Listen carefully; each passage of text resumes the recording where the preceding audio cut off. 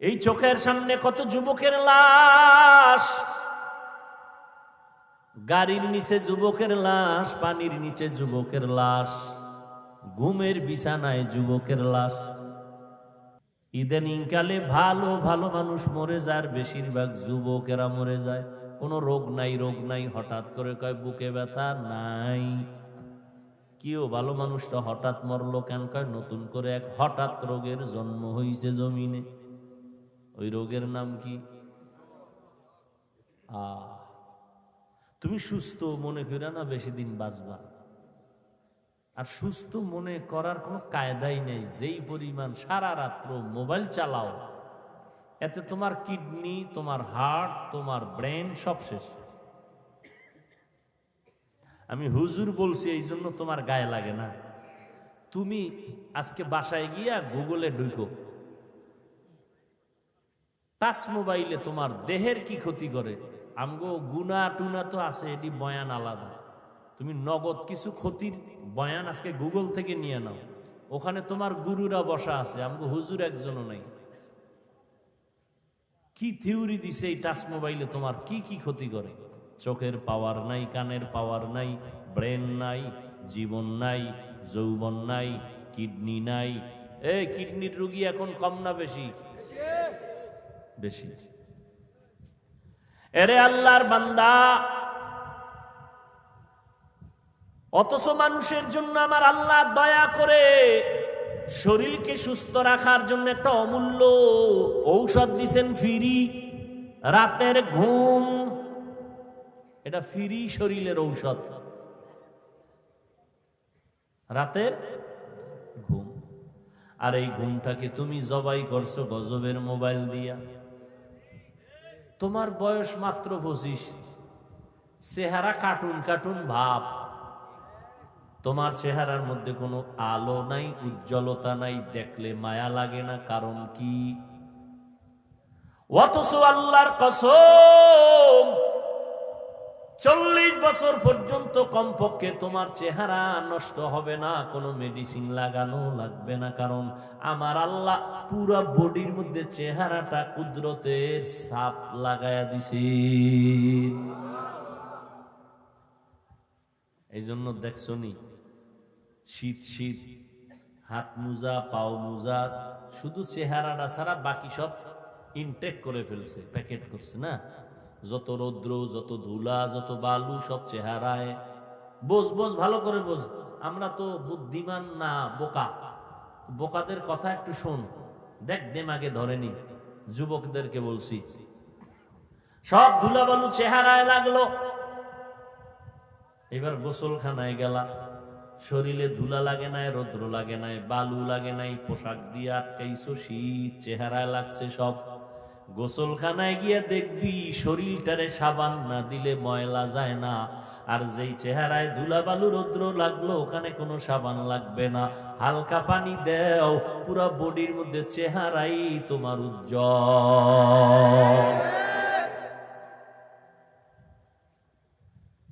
এই চেহারাটারে নষ্ট করে ফেললি মাত্র 25 থেকে 27, 30 বছরের মধ্যে। অথচ 40-এর আগে চেহারা নষ্ট হবে না। একমাত্র কারণ এই গজবের মোবাইলে সারা রাত কবিরা গুনাহ করছো। রাতের ঘুম ছিল শরীরের ঔষধ, এই ঔষধ ব্যবহার করো নাই। হাসলেও লাভ নাই, কপাল পুরলে মরণের আগে কপাল জোড়া লাগবে না।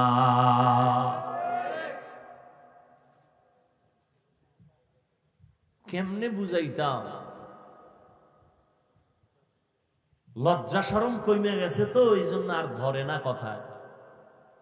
25 বছরের ছেলে, তুই ক্লাস 7-এ পড়ো, বাসায় যাইয়া প্যান্ট শার্ট খুইলে রাখছে, তোর মা চাকরানি ধুইয়া দিবে না? আই বেয়াদব,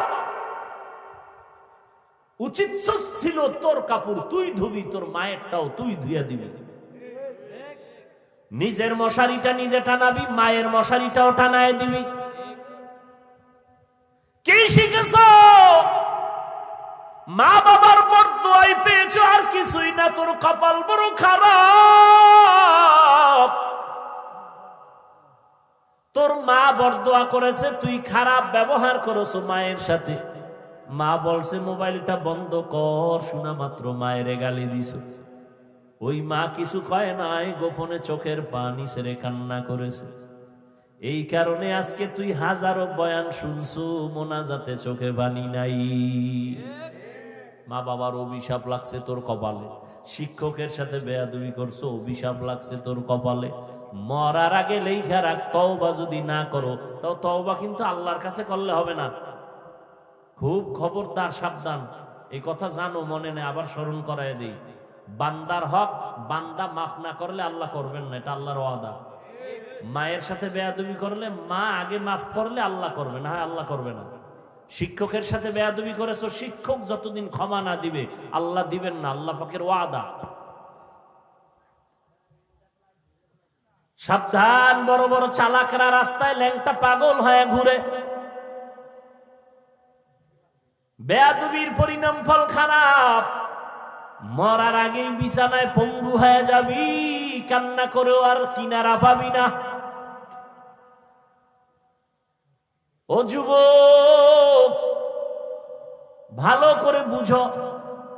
ছোট ভাই জিজ্ঞাসা করে, বড় ভাই তুমি বিবাহ করো না কেন? আমি তো বাচ্চার বাবা হয়ে গেছি। মনে আছে? বড় ভাই বলে, ছোট ভাই তোরে বলি কি লাভ কি? তবে শোন মনের দুঃখ, আমি বিবাহ করব, মনের মতো মাইয়া পাই না। মনের মতো বলে, কেন? তুমি রমনা ভারকে অভাব আছে? ছোট ভাই মনে করছে তাহলে একটা জাতের মাইয়া লাগবে, সুন্দরী রূপসী, ডানা কাটা পরি। কি ডানা কাটা পরি মানে কি? তোর ঘরে আইয়েই ডানা কাটবে, তোর মায়ের ডা কাটবে, তোর বাবার ডা কাটবে, শেষে তোর ডা কাটটা রাস্তার ফকির বানায় বলবে আমি হিজরত করলাম। ছোট ভাই খোঁজ খবর নিয়ে খেয়াল করেন, মোনাজাত দিয়ে দেব।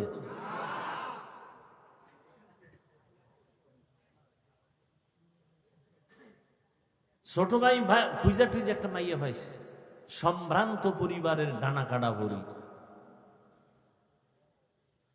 এবার বলে, বড় ভাই জাতের মাইয়া পাইছি, লেখাপড়ার কমতি নাই, সার্টিফিকেট সব ফার্স্ট ক্লাস ফার্স্ট, সুন্দরী রূপসী, হাজারে এক খান, ডানা কাটা ভরি।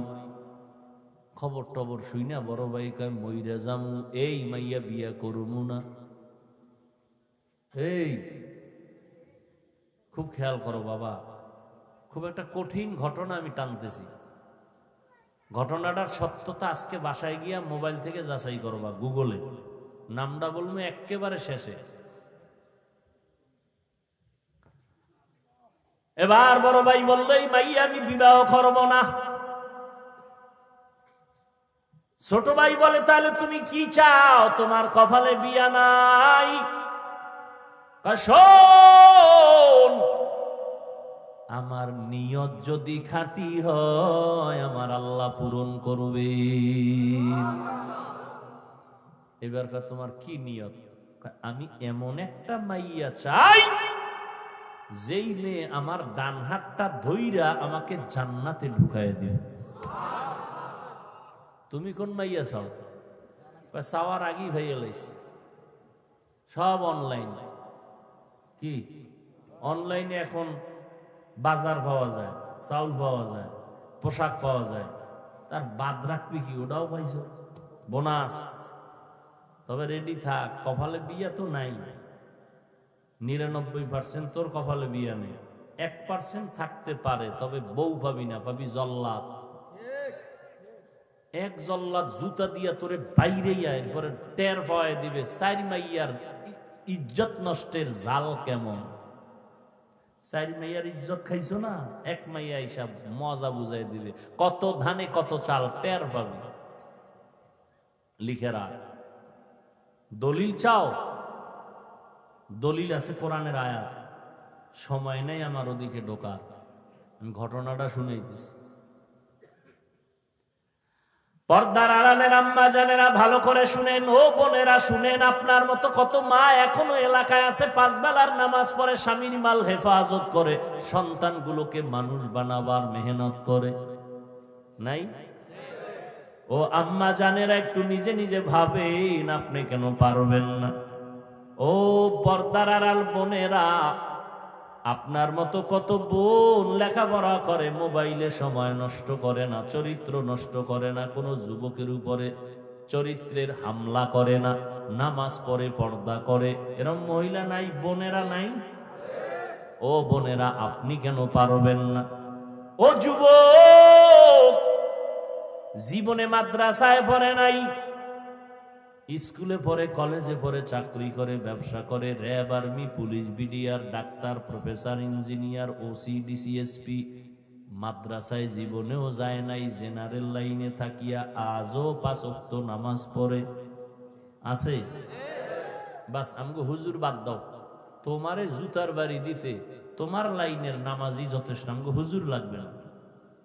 আল্লাহ বলবে, বেঈমান, তোর লাইনে থাইকা চাকরিজীবী নামাজ পড়লো, তুই পারলি না কেন? তোর লাইনে থাইকা যুবক নদীর মধ্যে মাছ ধরছে, নামাজ ছাড়ে নাই, তুই কেন পারলি না?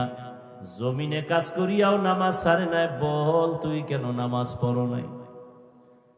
এবার ছোট ভাই ডাক দিয়া, ছোট ভাই বলে, ও বড় ভাই, এমন একটা মাইয়া চাও যে তোমার হাতটা দইরা জান্নাতে নিবে, এমন কোন মেয়েও নাই, তোর কপালে বিয়েও নাই। বড় ভাই জবাব দিছে, কি বলছেন একটু আগে, নিয়তটা যদি আল্লাহর জন্যই খাঁটি হয়, আল্লাহ ফিরাইয়া দিবেন না। কিছুদিন পরে খবর আসলো, পাশের বাড়িতে একজন আল্লাহর ওলি মাঝে মাঝে আসেন মানুষের নিয়ে দোয়া করার জন্য। আমাদের দেশে জৈনপুরি হুজুরেরা আসেন, বড় বড় আল্লাহওয়ালারা, এখন তো কমে গেছে, আগে আসতো, সপ্তাহ মাস এক এক এলাকায় থাকতেন, থাইকা মানুষের জন্য দোয়া দায়ী করতেন, আবার চলে যাইতেন। আগের আল্লাহওয়ালারা এমন ছিলেন।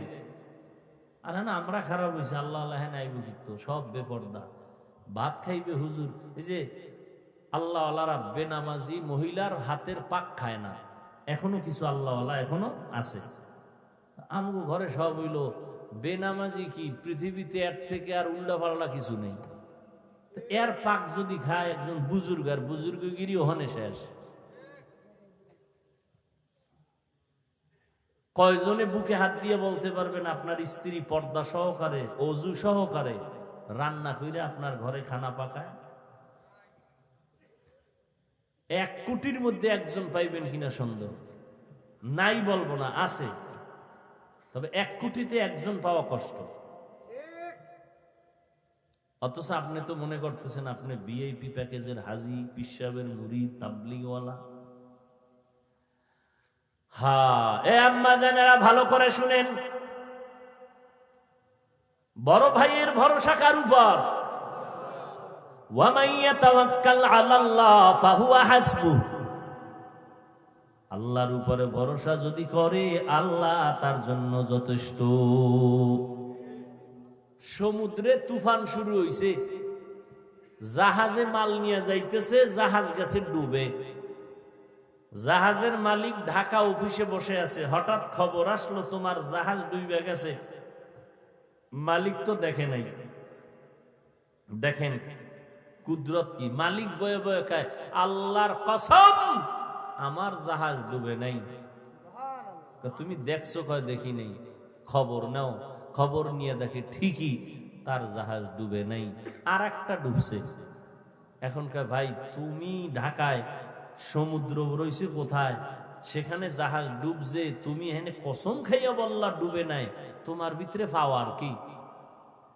আমার উপরে, আমার অন্তরে পাওয়ার আল্লাহর উপরে ভরসা। কি? রসুল বলছেন মালের জাকাত ঠিক মতো যদি আদায় করে, আল্লাহ ফেরেশতা দিয়া তার মাল হেফাজত করে।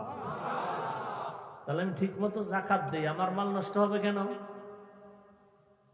কি? যারা ব্যবসা করেন, আপনার দোকানে চুরি হয় কেন?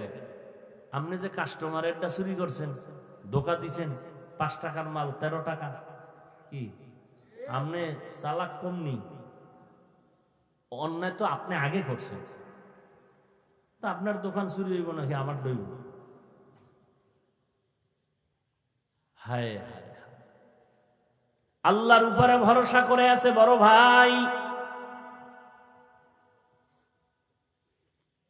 কিছুদিন পরে খবর, পার্শ্বের এলাকায় একজন বুজুর্গ আল্লাহওয়ালা আসছেন, ফজরের সময় চলে গেছেন তার থেকে একটু দোয়া নেওয়ার জন্য। আকাশেতে লক্ষ তারা, এক চাঁদের আলো, লক্ষ মানুষ থেকে একজন আল্লাহওয়ালা ভালো। হুজুর একটু দোয়া করেন আমার জন্য। বাড়ি কই? অমুক জায়গায়।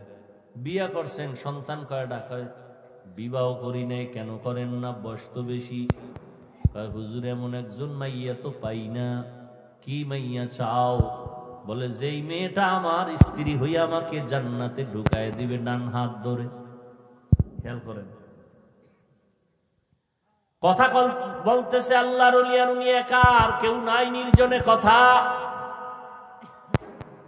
হঠাৎ মসজিদের বাহিরে জানালা থেকে একজন কণ্ঠে মহিলার আওয়াজ সালাম দিলেন। আল্লাহর ওলির কাছে দোয়া চাইতেছেন, হুজুর আমি এই এলাকার একটা কন্যা, একটা মেয়ে সন্তান আসছি দোয়ার জন্য। মা তোমার বয়স কত? এত বিয়া হইছে নি? কয় হয় নাই। বয়স তো বেশি বেশি লাগে, এখনো কেন বিবাহ বসো না?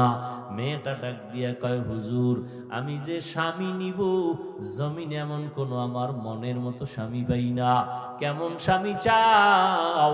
এমন একজন স্বামী চাই যে আমার স্বামী হইয়া আমার হাত ধরে আমাকে জান্নাতে ঢুকায় দিবে। जिंदगी में बंदगी तू करना है, जिंदगी में बंदगी तू करना है, जिंदगी बे बंदगी शर्मिंदा है, जिंदगी बे बंदगी शर्मिंदा है।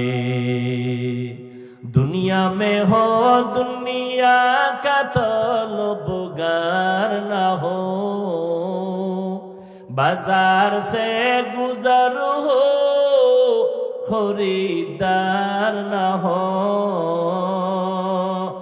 ये दुनिया एक मिसले कागज फूल है, ये दुनिया एक मिसले कागज फूल है, जिंदगी में बंदगी तू करना है, जिंदगी में बंदगी तू करना है, जिंदगी बे बंदगी शर्मिंदा है, जिंदगी बे बंदगी शर्मिंदा है। আল্লাহর বান্দা যুবক নিয়ত করলো এমন মাইয়া বিয়া করবে যেই মাইয়াটা বউ হইয়া তারা জান্নাতে ঢুকাবে। ও যুবক তুমি কি নিয়ত করছো? যে আমি যাই করি না করি আমার বউ আমারে জাহান্নামে নিয়ে যাবে। ও আল্লাহর বান্দা অন্তরকে তৈরি করো, আল্লাহর ভয় অন্তরে জমা করো, আল্লাহর ভয়। ও পর্দার আড়ালের বোনেরা, এমন একটা স্বামী চাইও যেই স্বামীর দ্বারা তোমার জীবনটা ফুলের বাগান হবে, বিনা হিসাবে জান্নাত পেয়ে যাবে। ও পর্দার আড়ালের বোনেরা,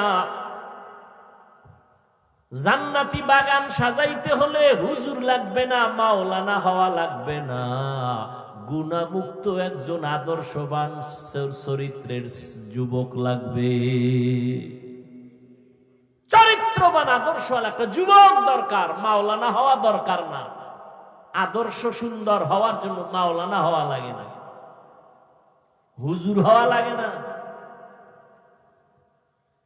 ওই মেয়েটা ডাক দিয়ে কয় বুজুর্গ ওলিয়ে কামেল,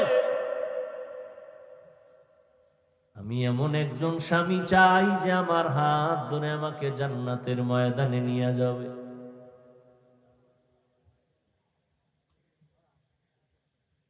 এখন হুজুরের পাশে ওই আল্লাহর বান্দা বসা না, হুজুর বলে, ও আল্লাহর বান্দা, তুমি পাও না তো এই মেয়েটারে বিয়া করবানি। হুজুর বললেন, ও মা, তুমি বিবাহ বসবানি এই বান্দার কাছে? আমি গরিব। বলে, গরিব লাগবে না, আসল আদর্শ দরকার। হুজুর মধ্যস্থা হইয়া বিবাহের বন্ধন করে দিলেন। এবার দুইজন মিলে দাম্পত্য জীবন শুরু করলেন। সময় মতো নামাজ পড়েন আর আল্লাহর কাছে কাঁদেন, হে আল্লাহ, আমাদের দুইজনার মহব্বতে এমন একটা সন্তান ছেলে দাও, যেই ছেলের দ্বারা গোটা দুনিয়ার অন্ধকার আলোকিত হয়ে যাবে। মাও দোয়া করে, স্বামীও দোয়া করে, বাবাও দোয়া করে, দুজন মিলে নামাজ পড়ে দোয়া করে। তাদের দোয়ার কারণে আমার আল্লাহ বলেন, আমার কাছে চাইতে দেরি, আমি দিতে দেরি করব না। স্বামীও চায়, স্ত্রীও চায় নেককার সন্তান। আল্লাহ ঠিকই দোয়া কবুল কইরা তাদের একটা নেককার সন্তান দান করলেন। লালন পালন করিয়া মদিনার আদর্শওয়ালা বানায়া দিলেন। এই ছেলেটা বড় হইয়া ওই বাইতুল মুকাদ্দাস, প্রথম কিবলা যে ইহুদি ইসরায়েলেরা দখল করে আমার ফিলিস্তিনিদের উপরে হামলা চালায়, ওই সন্তান মা বাবার দোয়া পাইয়া প্রথম হাতটা বাড়াইয়া ওই বেঈমানের হাত থেকে প্রথম কিবলাটারে স্বাধীন করলেন, সিরিয়ার জমিনটারে স্বাধীন করলেন। ওই যুবকের নাম গুগলে সার্চ দিয়ে আজকে দেখবা, ওই বান্দার ইতিহাস জানে না এমন কোন শিক্ষিত মানুষ নাই। ওই বান্দা স্বর্ণের মানুষ, আল্লাহর ওলি, একজন জগৎ বিখ্যাত বুজুর্গ, ওলিয়ে কামেল সুলতান সালাউদ্দিন আইয়ুবী রহমাতুল্লাহ আলাইহি। এতক্ষণ যেই যুবক যুবতীর ঘটনা শুনাইলাম, ওই মা বাবা হলো সুলতান সালাউদ্দিন আইয়ুবীর মা বাবা। মা বাবা কেমন তো বুঝাইলাম, তার গর্ভে সুলতান সালাউদ্দিন আইয়ুবী। যাও গুগলে আজকে সার্চ দিয়ে দেখবা সালাউদ্দিন আইয়ুবীর ইতিহাস কি, খুঁজো কেমন মা বাবার সন্তান, আর তুমি কেমন সন্তান। তোমার দ্বারা সমাজ আলোকিত হবে দূরের কথা, তোমার কারণে বহু সন্তানের আদর্শ নষ্ট হয়ে যাচ্ছে, খবর নাই। তুমি নিজেও ধ্বংস হয়েছো, এলাকার আরো কিছু যুবকদের তুমি ধ্বংসের পথে দাওয়াত দিতেছো, আসো নামাজ এত তাড়াতাড়ি লাগবে না, একটু নেশা পান করো, চলো ঘুরতে যাই, ঘুরতে যাই, ঘুরতে ঘুরতে পুইরা মরো। এখনো সময় আছে, তওবা করে নাও, আল্লাহর কাছে তওবা করো। হে মালিক, আমার মতো তোমার মতো যুবক যদি জেনারেল লাইনে থাইকা নামাজ পড়ে, আমি কেন পারবো না? মনে মনে আল্লাহকে বলো, আল্লাহ, জীবনে গুনাহ করে জীবন কাটাইলাম, নামাজ ছাড়লাম, বেপরদায় চললাম, মা বাবারে কত কষ্ট দিলাম, ওলামায়ে কেরামের বিরোধিতা করলাম, কত মুরব্বির সাথে বেয়াদবি করলাম, শিক্ষকের সাথে বেয়াদবি করলাম। আজকে জীবনটা মনে হয় নষ্ট করে ফেলেছি, শয়তানের ধোকায় পড়ে গুনাহ করেছি। আজকে তোমার দরজায় আসছি ফিরিয়া, আর গুনাহ নিয়া বাসায় যাব না, পিছনের গুনাহ থেকে তওবা করে নিলাম। ও যুবকেরা, ও বৃদ্ধ বাবাজিরা, মা বোনেরা, তওবার নিয়ত করো। আজকে থেকে আল্লাহর কাছে বলো, হে মালিক, জীবনে আর নামাজ ছাড়বো না, বেপরদায় চলবো না, মা বাবাকে কষ্ট দিব না। ওলামায়ে কেরামের পরামর্শ নিয়া, মা বাবার দোয়া নিয়া, নবীর তরিকা অনুযায়ী চলবো। তওবা করার মতো যদি অন্তর তৈরি হয়, মুনাফিকি যদি না থাকে, খাঁটি তওবার নিয়ত যাদের অন্তরে আছে, দুটো হাত আল্লাহকে দেখায়া দাও।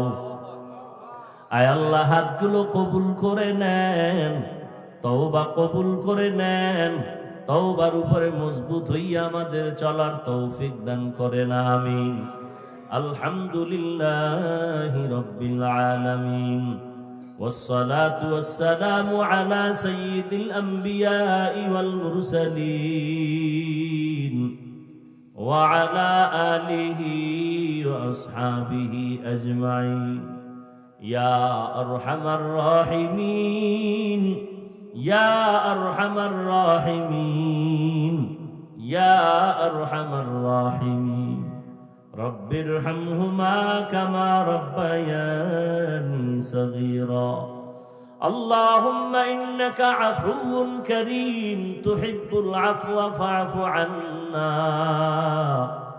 اللهم إنا نسألك رضاك والجنة ونعوذ بك من سخطك والنار ربنا ظلمنا أنفسنا وإن لم تغفر لنا وترحمنا لنكونن من الخاسرين ربنا آتنا في الدنيا حسنة وفي الآخرة حسنة وقنا عذاب النار ও দয়ার মালিক কুদরতের নজর দিয়া তাকায় দেখেন গভীর রাতে আপনার গোলামরা আপনার দরওয়াজায় হাজির হয়েছে কত উলামায়ে কেরাম কত মুরব্বি হাজী সাহেব কত ব্যবসায়ী চাকরিজীবী পর্দার আড়ালে মা বোনেরা কত যুবকেরা ছাত্র ভাইরা গুনার বোঝা মাথায়